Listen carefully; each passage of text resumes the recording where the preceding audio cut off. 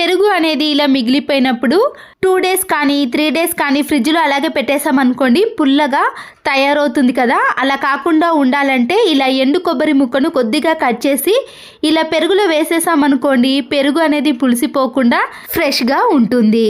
Second tip, పచ్చిమిర్చిని ఇలా తొడిమెలు తీసి కవర్లో పెట్టినా కూడా ఒక్కొక్కసారి అవి ఎర్రగా మారిపోవటం కానీ ఇలా కుళ్ళిపోవటం లాంటివి జరుగుతూ ఉంటాయి. ముందుగా ఒక పొడి క్లాత్ని తీసుకొని పచ్చిమిర్చిపై ఉండే తడినంతా కూడా తీసేయాలి. ఇలా తడి లేకుండా చూసుకున్న తర్వాత వంట నూనె ఉంటుంది కదండి, 1 టీ స్పూన్ వరకు ఈ పచ్చిమిర్చి పైన వేసి అన్ని పచ్చిమిర్చికి కూడా ఆయిల్ అంటే విధంగా చూసుకోవాలి. ఆ తర్వాత గాలి చొరబడని ఏదైనా ప్లాస్టిక్ బాక్స్లో కానీ కవర్లో స్టోర్ చేసుకొని ఫ్రిడ్జ్లో పెట్టేసామనుకోండి ఎన్ని రోజులైనా ఫ్రెష్గా ఉండటమే కాకుండా ఎర్రగా మారకుండా ఉంటాయి. ప్రతిరోజు వాడే వెండి గిన్నెలు కానీ దేవుని సామాగ్రి ఉంటుంది కదండి, లేదా పండగలకి ఫంక్షన్స్కి మనము ఇలా వెండి వాటిని తీసినప్పుడు నల్లగా మారిపోతాయి. మళ్ళీ షైనింగ్ కూడా తగ్గిపోతుందండి.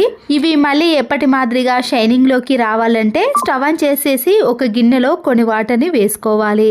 సర్ఫ్ను కానీ వాషింగ్ మిషన్ లిక్విడ్ని కానీ కొద్దిగా వేయండి. దీంతో పాటు 1/2 టీ స్పూన్ వరకు సాల్ట్ను అలాగే బేకింగ్ సోడా ఉంటుంది కదండి దాన్ని కూడా కొద్దిగా యాడ్ చేసుకోవాలి. ఖాళీ అయిన టాబ్లెట్ షీట్స్ ఉంటాయి కదండి, ఇలా సీజర్తో కట్ చేసి వీటిని చిన్న చిన్న పీసెస్గా కట్ చేసుకోవాలి. టాబ్లెట్స్ని వేయకుండా ఓన్లీ షీట్ని మాత్రమే వేసుకోవాలి. మరుగుతున్న వాటర్లో ఈ షీట్స్ని వేసేసిన తర్వాత వెండి గిన్నెలు ఏవి ఉన్నాయో వాటన్నిటిని కూడా ఈ వాటర్లో ముంచేసేయండి. చెయ్యి పెట్టి క్లీన్ చేయాల్సిన పని కూడా ఉండదండి. ఎన్ని వెండి పాత్రలు ఉన్నా సరే ఈ టిప్ అనేది యూజ్ అవుతుంది. ఇలా బాగా మరుగుతున్న తర్వాత స్టవ్ని ఆఫ్ చేసి ఈ వెండి పాత్రలను ఇలా ఒక గిన్నెలోకి తీసుకున్నాక ఏదైనా పొడి క్లాత్తో వీటిని తుడిచేసేయండి. చూసారు కదండి, మనము చెయ్యి పెట్టి స్క్రబ్బర్తో క్లీన్ చేయాల్సిన పని లేకుండానే ఇలా ఎన్ని వెండి పాత్రలు ఉన్నా సరే నీట్గా క్లీన్ చేసుకోవచ్చు. హ్యాండ్ వాష్ లిక్విడ్ బాటిల్ని మనము ఇలా ఎంతసేపు ప్రెస్ చేసినా కూడా లిక్విడ్ అనేది రాకుండా ఉంటుందండి. ఒక్కొక్కసారి దాంట్లో గాలి అనేది వెళ్ళిపోయి అక్కడ స్ట్రక్ అయిపోతుంది. మనము వేస్ట్ అని పడేస్తాం, కానీ ఇలా ఒక ఇయర్ బడ్తో మనము ఈ హోల్ని క్లీన్ చేసి ఆ తర్వాత మళ్ళీ మనము హ్యాండ్ వాష్ లిక్విడ్ని యూస్ చేసుకోవచ్చు. ఈ హోల్స్ని క్లీన్ చేసిన తర్వాత ఇప్పుడు మనము ఈ బాటిల్తో హ్యాండ్ వాష్ లిక్విడ్ని ఈజీగా ఇలా హ్యాండ్స్లోకి పడే విధంగా చేయవచ్చు. ఇలాంటి బాటిల్స్లో లిక్విడ్ రావటం లేదని పడేస్తాం కదండి, అలా డబ్బులు వేస్ట్ చేయకుండా ఇలా కూడా మనము వీటిని యూస్ చేసుకోవచ్చు. కబోర్డ్స్ పైన కానీ లేదా స్టడీ టేబుల్ పైన ఇలా ఏదైనా అతికించినప్పుడు వాటిని తీసేసామనుకోండి ఆ పేపర్ అనేది ఇలా అతుక్కపోతుంది.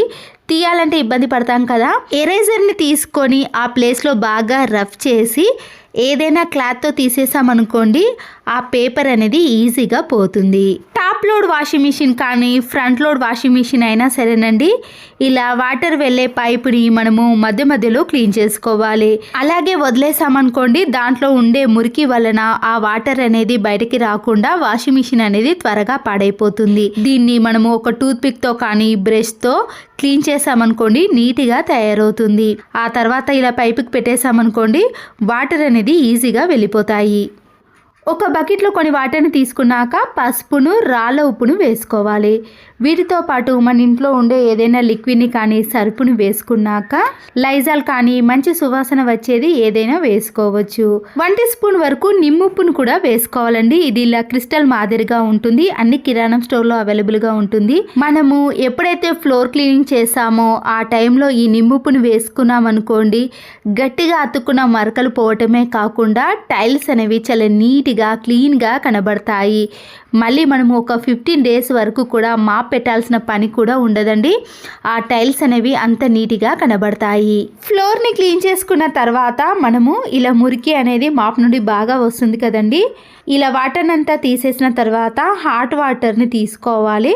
కొద్దిగా బేకింగ్ సోడాను వైట్ వెనిగర్ని ఈ వాటర్లో కలిపేసి అప్పుడు మనము మాప్ని క్లీన్ చేసుకున్నాం అనుకోండి దాంట్లో ఉండే మురికి అంతా కూడా ఈ వాటర్లోకి వచ్చేస్తుంది. పదే పదే ఫ్రెష్ వాటర్ని తీసుకొని ఇలా 2-3 సార్లు మాప్ని క్లీన్ చేసే బదులు ఒకేసారి ఇలా హాట్ వాటర్తో క్లీన్ చేసామనుకోండి మాప్లో ఉండే మురికి కూడా పోతుంది.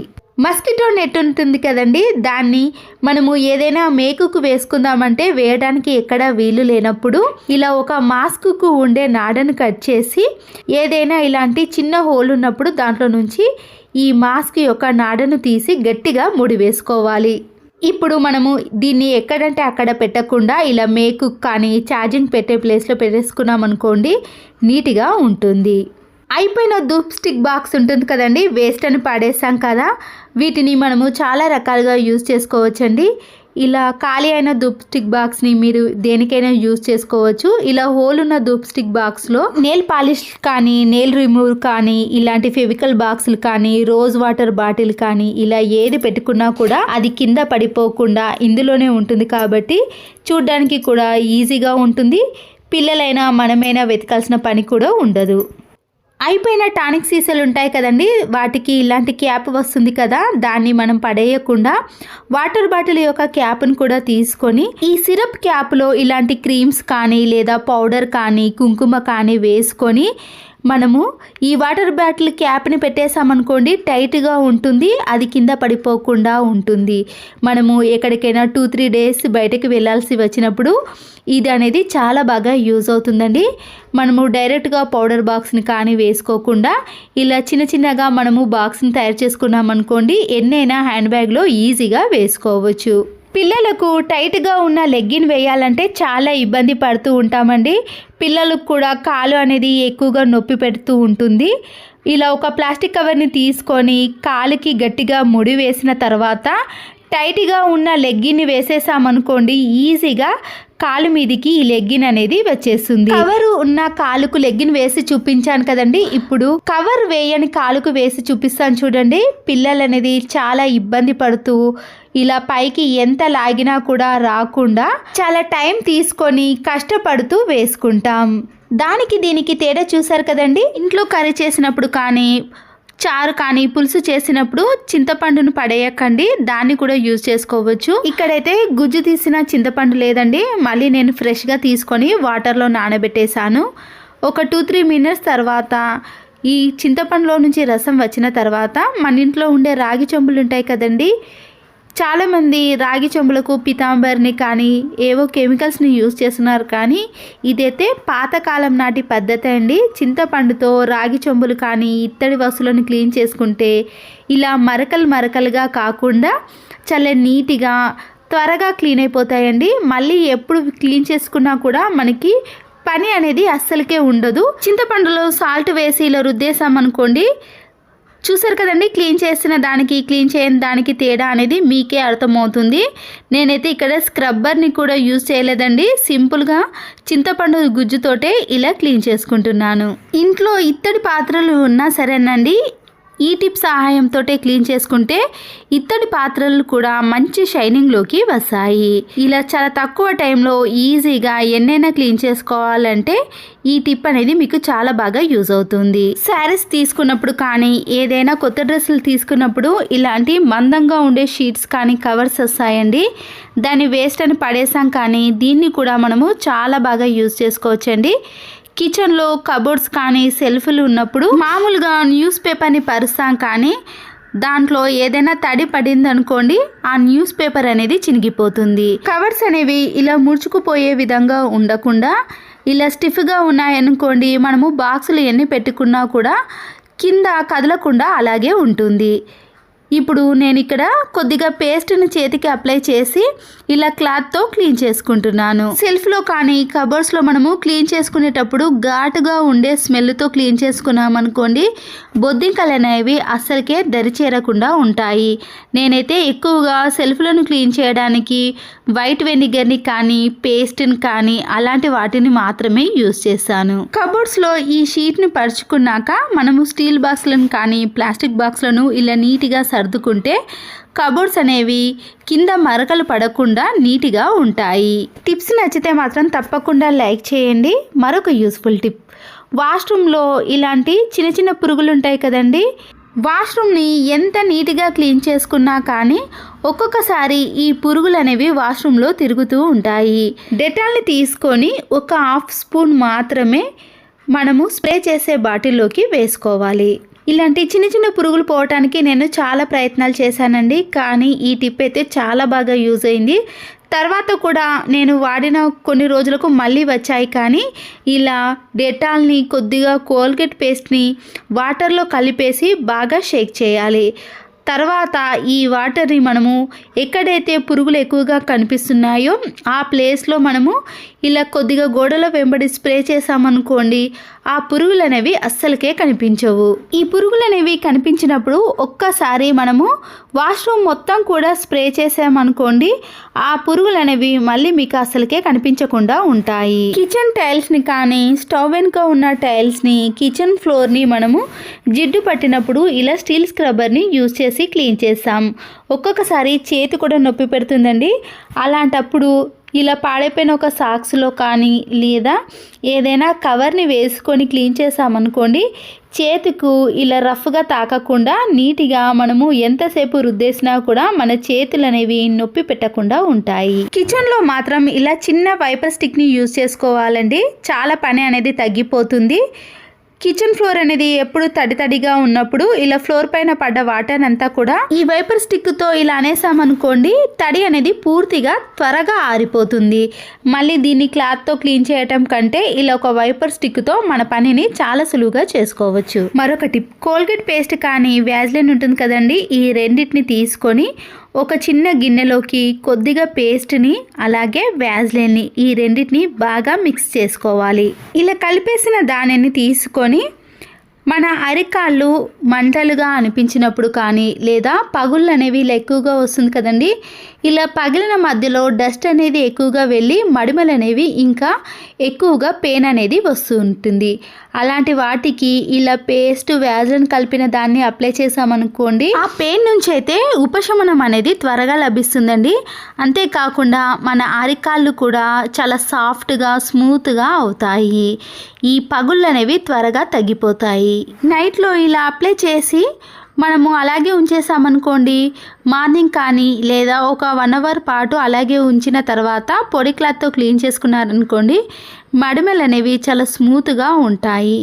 అంతేకాదండి, కొంతమంది పాదాలు నల్లగా మారినప్పుడు కూడా ఇలా అప్లై చేసి క్లీన్ చేసుకుంటే పాదాలు కూడా చాలా తెల్లగా అవుతాయి. మరొక యూస్ఫుల్ టిప్, ఒక గిన్నెలో ఏదైనా ఉడికించుకున్నప్పుడు మిగిలిన వాటర్ అంతా కూడా ఇలా బౌల్లో నుంచి వంపేస్తాం కదండి, అన్నం కానీ గంజి కానీ ఏదైనా వంపేటప్పుడు మనము డైరెక్ట్గా ఇలా క్యాప్ను పెట్టి వంపేసినప్పుడు సైడ్లో నుంచి అంతా పడుతుందండి.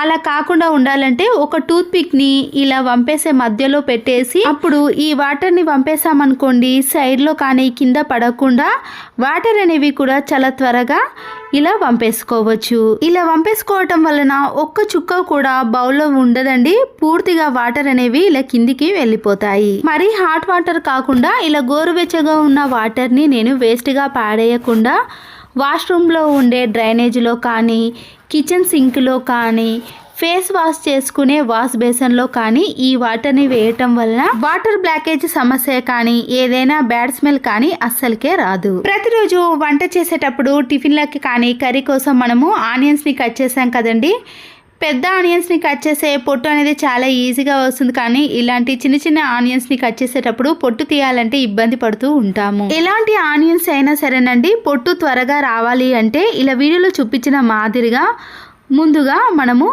ఈ ఆనియన్ని ఇలా 4 సైడ్స్ కూడా కట్ చేసుకున్నాక పొట్టును తీసామనుకోండి, ఈజీగా వచ్చేస్తుంది. పొట్టు తీసిన ఆనియన్ని నైఫ్తో కానీ కత్తిపీటతో కానీ ఇలా 4-5 సార్లు ఘాట్లు పెట్టుకోవాలండి. ఘాట్లు పెట్టుకున్న తర్వాత మనం కట్ చేసుకున్నామనుకోండి, ఆనియన్స్ అనేవి పెద్ద సైజులో కాకుండా ఇలా చిన్న చిన్న పీసెస్గా కట్ అవుతాయి. దీనివల్ల కర్రీలో వేసినప్పుడు ఆనియన్స్కి ఎక్కువ టైం పట్టకుండా చాలా త్వరగా ఆయిల్లో ఫ్రై చేసుకోవచ్చు. వ్యాజ్లిన్ కానీ లేదా కొబ్బరి నూనె ఉంటుంది కదండి, ఆయిల్ అయినా తీసుకోవచ్చు. ట్యాప్స్ అనేవి ఇలా వాటర్ మరకలు సోప్ మరకలు పడి జిడ్డుగా తయారవుతుందండి. స్క్రబ్బర్ని తీసుకొని పదే రుద్దాల్సిన పని కూడా ఉంటుంది. అలా కాకుండా ఉండాలంటే క్లీన్ చేసిన వెంటనే వ్యాజ్లిన్ కానీ కొబ్బరి నూనెని కానీ అప్లై చేయాలి. దీనివల్ల వాటర్ మరకలు సోప్ మరకలు అనేవి పడకుండా తక్కువగా ఈజీగా క్లీన్ చేసుకునే విధంగా ఉంటాయి. లేదా క్లీన్ చేసుకునే ముందే ఇలా వ్యాజ్లిన్ని అప్లై చేసి ఆ తర్వాత క్లీన్ చేసుకున్నా కూడా దానిపై ఉండే వాటర్ మరకలు సోప్ మరకలు అనేవి ఈజీగా తొలగిపోతాయి. ట్యాప్స్ పైన ఇలా వ్యాజ్లైన్ అప్లై చేయటం వలన వాటర్ కానీ సోప్ అనేది కిందికి జారిపోయి మరకలు అనేవి కాకుండా ఉంటాయి. ఇంట్లో ఉండే ఇలాంటి చిన్న అద్దాలు కానీ పెద్ద సైజులో ఉండే అద్దాలు ఏవైనా సరేనండి, వాషింగ్ ఏరియాలో ఉండే అద్దాలైనా సరేనండి, ఇలా మరకలుగా అనిపించినప్పుడు వైట్ వెనిగర్ ఉంటుంది కదండి, దానిపై కొద్దిగా అప్లై చేసి ఒక పొడి క్లాత్తో క్లీన్ చేసుకోవాలి. ఇలా క్లీన్ చేసుకోవడం వలన ఎంత జిడ్డు పట్టిన మరకలనైనా ఈజీగా క్లీన్ చేసుకోవచ్చండి.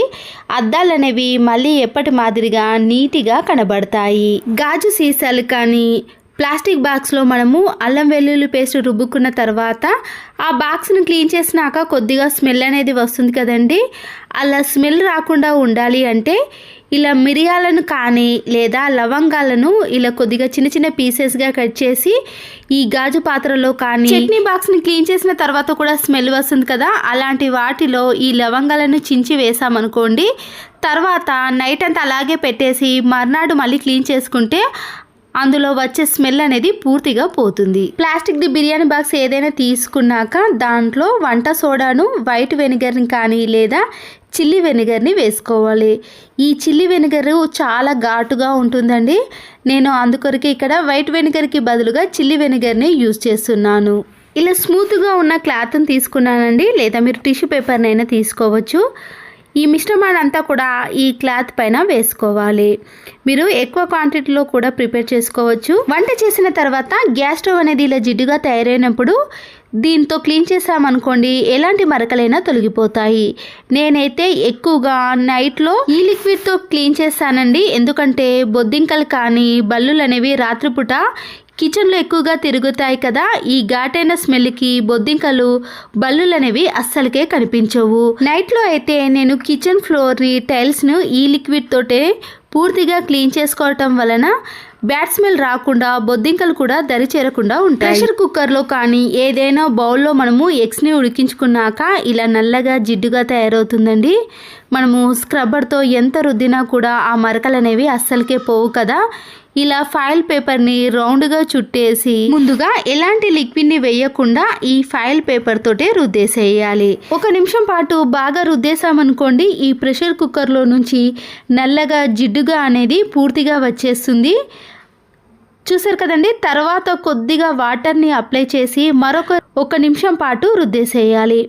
ఇలా చేయటం వలన ప్రెషర్ కుక్కర్కు ఉన్న నలుపంతా కూడా పూర్తిగా వచ్చేస్తుంది.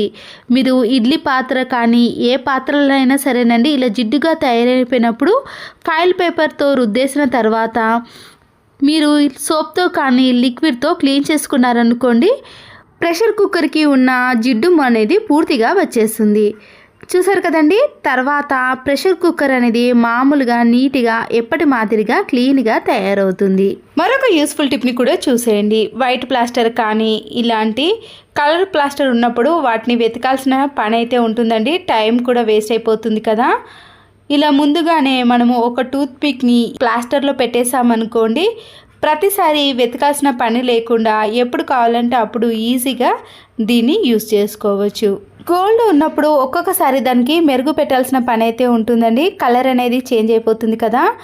ఇలా మెరుగు పెట్టాల్సిన పని లేకుండా ఈ గోల్డ్ దాంట్లో కొద్దిగా క్లాత్లో కానీ ఒక టిష్యూ పేపర్ని తీసుకొని దాంట్లో రాళ్ళ ఉప్పును వేసి ముడి కానీ లేదా ఒక రబ్బర్ బ్యాండ్ను వేసి ఈ గోల్డ్ దాంట్లో పెట్టేసామనుకోండి, కలర్ అనేది మారకుండా మెరుగు పెట్టాల్సిన పని లేకుండా ఎప్పుడు చూసినా కూడా షైనింగ్లోనే ఉంటాయి. ఈ టిప్స్లో మీకు ఒక టిప్ నచ్చినా కానీ లైక్ చేసి సబ్స్క్రైబ్ చేసుకోండి ప్లీజ్. మరొక యూస్ఫుల్ టిప్, ఖాళీ అయిన అగ్గిపెట్టెలు ఉంటాయి కదండి, మధ్యలోకి ఇలా 2గా కట్ చేసి మిగిలిన భాగాన్ని తీసేసిన తర్వాత ఈ అగ్గిపెట్టె మధ్యలో పెన్సిల్ చెక్కే షార్ప్నర్ ఉంటుంది కదండి, దీంట్లో పెట్టేసేయాలి. ఇంట్లో కానీ పిల్లలు బ్యాగ్లో అంతా చెత్త నింపకుండా ఉండాలి అంటే అగ్గిపెట్టె మధ్యలో షార్ప్నర్ని పెట్టేసి పిల్లలు ఎన్నిసార్లు చెక్కినా కానీ పొట్టు అనేది అస్సలకే పడదండి. తర్వాత డైరెక్ట్గా దీన్ని తీసుకెళ్ళి డస్ట్బిన్లో వేసుకుంటే సరిపోతుంది. దీనివల్ల పిల్లల బ్యాగ్ కానీ మనము ఇల్లు చిమ్మిన తర్వాత కూడా సాయంత్రం పూట చాలా నీట్గా కనబడుతుంది. పిల్లలు హోంవర్క్ చేసుకునే టైంలో ఈ టిప్ ఫాలో అయ్యారనుకోండి, చెత్త అనేది పడకుండా ఉంటుంది. గోధుమ పిండిని తడిపిన తర్వాత దాంట్లో కొద్దిగా ఇలా పిండిని తీసుకోవాలి. ఏ షాంపూ అయినా పర్వాలేదండి, ఈ పిండి పైన కొద్దిగా షాంపూని యాడ్ చేసుకోవాలి. పొట్టు తీసిన వెల్లుల్లి రెబ్బలు ఉంటాయి కదండి, వాటిలో కొన్ని తీసుకొని ఇలా మెత్తగా స్మాష్ చేసుకోవాలి. ఇలా దంచిన వెల్లుల్లి రెబ్బలను మనము ముందుగా తీసుకున్న గోధుమ పిండి ఉంది కదండి, దాంట్లో ఈ షాంపూను ఈ వెల్లుల్లి రెబ్బలను రెండింటిని కూడా ఇలా మనము పిండి తడుపుకున్నప్పుడు పూర్తిగా కలిపేసుకుంటాం కదండి, అలా ఈ పిండిని ఇలా పూర్తిగా ఒక ముద్దలాగా ప్రిపేర్ చేసుకోవాలి. దీంట్లో నుంచి కొద్దిగా పిండిని తీసుకుంటూ చిన్న చిన్న బాల్స్ లాగా ప్రిపేర్ చేసుకోవాలి. దీంట్లో షాంపూను వెల్లుల్లి రెబ్బలను వేయటం వలన స్మెల్ అనేది చాలా ఎక్కువగా వస్తుందండి. ఈ ఘాటైన స్మెల్ని మనము బొద్దింకలు తిరిగే చోట కిచెన్లో కానీ సెల్ఫ్లో కానీ కబోర్డ్స్లో కానీ పెట్టేసామనుకోండి, బల్లులు కానీ చిన్న చిన్న పురుగులు కానీ అస్సలకే రాకుండా ఉంటాయి. ఒకేసారి ఎన్ని బాల్స్ కావాలంటే అన్నిటినీ ప్రిపేర్ చేసుకున్న తర్వాత ఇలా పెట్టేసామనుకోండి, బల్లులు కానీ బొద్దింకల బెడద అనేది అస్సలకే ఉండదు. ఈ వీడియో నచ్చితే తప్పకుండా ఒక లైక్ చేసి మీ ఫ్రెండ్స్కి కానీ రిలేటివ్స్కి షేర్ చేయండి. మరో యూస్ఫుల్ వీడియోతో మళ్ళీ కలుద్దాం. Please subscribe Siri cooking and vlogs. Thanks for watching.